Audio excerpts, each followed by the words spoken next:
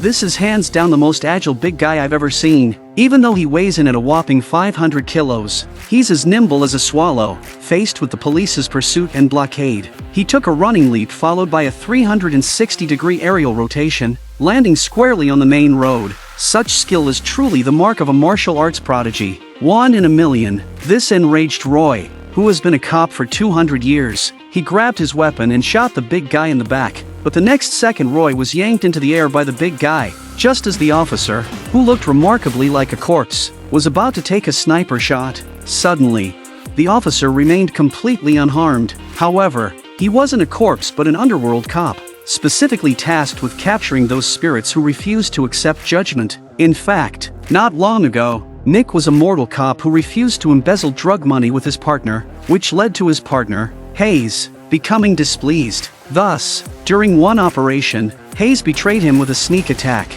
resulting in Nick's immediate death. But in the next second, Nick suddenly opened his eyes, only to see the world as if someone had pressed the pause button. Everything around him came to a halt, and he had no idea what was happening. Nick looked up in confusion, only to see a gigantic vortex suddenly appearing above him. Unbeknownst to him, this was the entrance to the underworld. Nick's body was uncontrollably sucked in, and then he was transported through the vortex to a mysterious corridor, surrounded by souls just like him. Just as Nick was about to enter the cycle of reincarnation, a mysterious force suddenly pulled him into an office, where sitting across from him was Proctor, the underworld police superintendent. Due to a recent shortage of manpower, Proctor offered Nick two choices: either face the judgment of death or stay behind to become an underworld cop, tasked with capturing those souls lingering in the mortal realm. Nick didn't want to do something as foolish as working after death, but upon hearing that he could return to the mortal world to see his wife one more time, he immediately agreed to the job.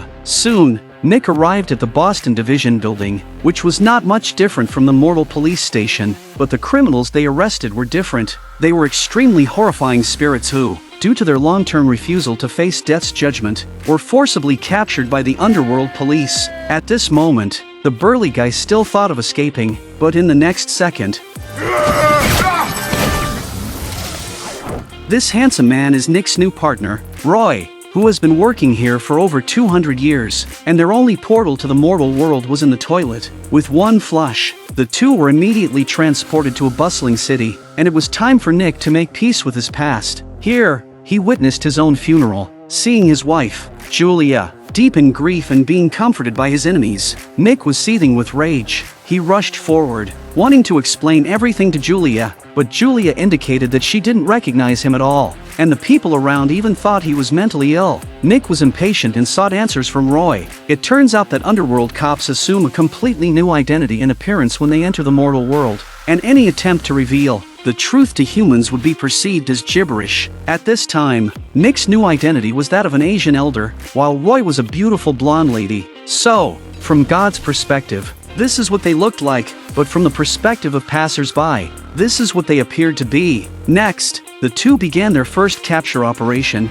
According to intelligence, there was a spirit in this apartment whose negative energy caused the surrounding plants to wither, anything it touched to become old, and even the room it stayed in to be corroded by the negative energy. It was clear that the spirit lived in this room. However, when they knocked on the door, what appeared before them was a sleazy man. Faced with their questioning, Stanley adamantly denied being a spirit, but Roy didn't waste any time and started eating a box of Indian curry rice. Seeing the food, Stanley immediately became agitated and restless. Seeing Roy about to finish the curry rice, Stanley finally couldn't hold back his emotions, because Stanley had been starved to death in his previous life. He had become a ghastly, hungry ghost after death. At this moment, faced with the cops from the underworld, Stanley had no choice but to surrender quietly. However, just as Nick was about to cuff Stanley with the cosmic handcuffs, Stanley suddenly launched a counterattack. They were caught by surprise. Stanley quickly grabbed a milk carton from the fridge, and while running, he poured the gold inside into his mouth. Then, without any hesitation, he jumped off a 100-meter-high building. Given the situation,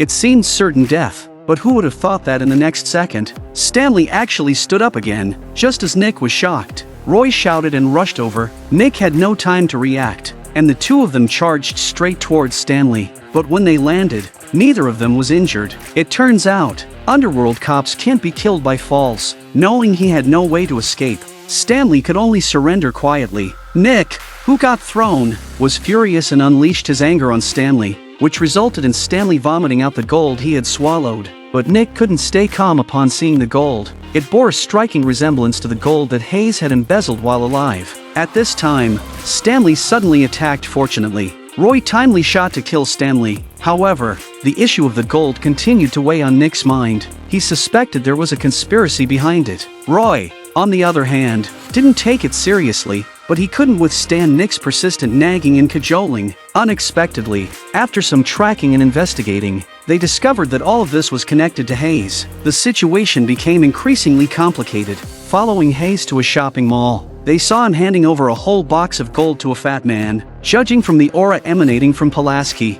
Roy instantly determined that he was a ghost. So, they ambushed Pulaski on the spot and dragged him into a freezer for interrogation. Yet, Pulaski seemed not the least bit intimidated. Nick brought out the ashes of a hungry ghost, threatening Pulaski that if he didn't tell the truth, he would be turned into chicken droppings. However, this only angered Pulaski, who transformed into his true form on the spot. Becoming a massive monster, Pulaski then smashed his way out, clutching the safe, and charged into the streets. The two had no choice but to chase after him with all their might. Unexpectedly, not only was Pulaski agile, but he also defied gravity by running up the sides of windows. This infuriated Roy, who took up arms and aimed for Pulaski's behind. But Pulaski, with his immense strength, pulled the rope, dragging Roy all over the place in a wild whirl.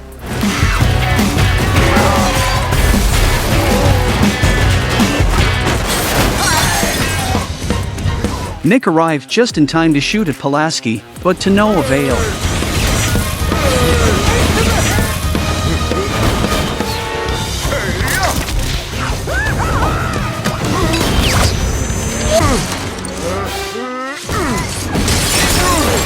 After a fierce chase, Pulaski, cornered, leaped into an elevator shaft. Seeing this, Nick immediately fired. Cutting the cable, the elevator shot upwards, and Nick and Pulaski collided in midair. Roy, watching from above, had a bold idea.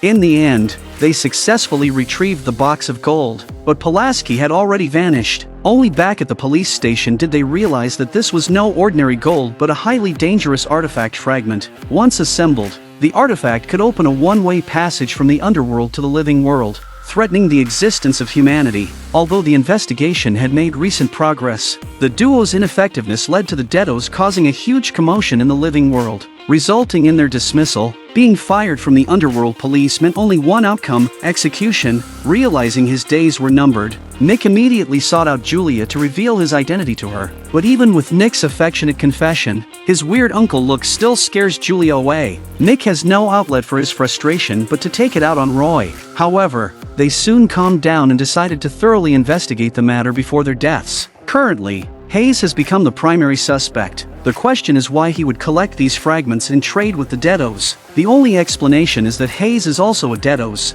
and the reason he hasn't been exposed is likely because he possesses some sort of special object that suppresses it. Indeed, when they found Hayes the next day, he finally revealed his true form at that moment, and he was indeed the biggest boss behind the scenes. Everything inside the house was instantly corroded by the sinister energy, and the ground was torn open with a fissure. Even more terrifying, the entire room split in half in an instant. Facing such a fearsome Deados, even the battle-hardened Roy felt a bit scared. But oddly, Hayes did not resist and allowed himself to be taken back to the underworld police station by the two. Little did they know, this was all part of Deados' Hayes plot. At that moment, Roy found a strange medal on Hayes, but he didn't take it seriously and handed over the confiscated fragments along with it. When the staff threw it into a basket of the same metal, Hayes smiled upon seeing it. The metal sphere attracted another piece, and when the two combined, a powerful energy rapidly spread, enveloping the entire underworld police station in an instant. Everyone except the Deados could only move at 0.01 times their speed,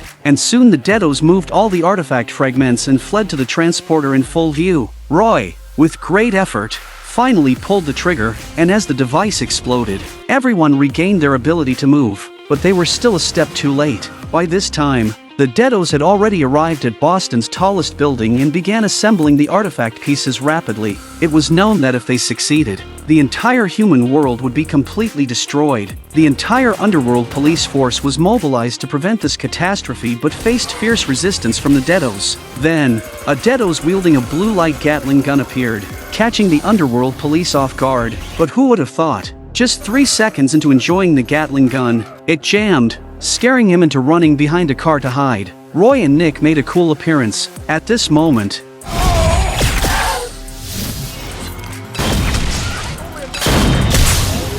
as the artifact gradually took shape, a death vortex formed in the sky, rapidly drawing all nearby objects into it. At this rate, the entire city would cease to exist in no time. Nick and Roy immediately drove to stop it, but then Pulaski reappeared, aiming a gun at them and firing wildly. Seeing this, Nick charged head-on, and following a deadly roll in the air, both man and vehicle crashed hard against a wall. Pulaski hadn't even recovered from his confusion before they killed him. Meanwhile, as the artifact was assembled, a huge vortex portal appeared in the sky, and the next step was the most crucial: the sacrifice of a living person. And shockingly, Nick's wife Julia was the one to be sacrificed. When Roy and Nick arrived, they were still a step too late. Hayes had already pierced through Julia's chest on the spot. They immediately engaged in a fierce battle, but they failed to notice that Julia's blood was being absorbed by the artifact. As the blood gathered into a sphere in the center of the artifact, a powerful force burst forth like lightning,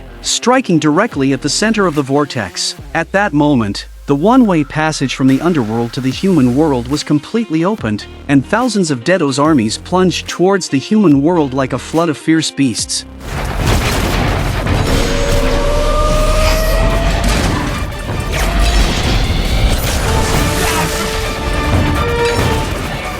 After a fierce battle, Roy and Nick finally eliminated all the Deados on the rooftop. And next, they had to stop the artifact from operating. But Roy, despite his best effort, could barely make an impact, and the battle between Nick and Hayes heated up. Hayes picked up a huge rock and smashed it towards Nick's head, almost turning Nick into a pancake with this move. Suddenly, Roy had an idea. He used a long rope to tightly drag the tractor above, and finally, as he exhausted his last bit of strength, the tractor crashed down with a thunderous roar. Seeing this, Hayes realized that things were going awry. As the artifact was destroyed, all the Deados armies were immediately sucked back into the underworld, and the passage to the human world was closed in an instant. After planning for 5 years, Hayes' plot was destroyed, and he no longer had the heart to fight, while Nick showed no mercy in sending him to meet God. In the end, because they saved the world, Nick was only given a warning. Roy, for his repeated offenses, had his term extended by 53 years, but he didn't mind as this was already his 4th extension, and he also won Proctor's heart. In the story's conclusion, Roy also updated Nick with a new identity. I wonder, out of the 2 beautiful ladies in front of you, which one do you prefer? See you in the comments section.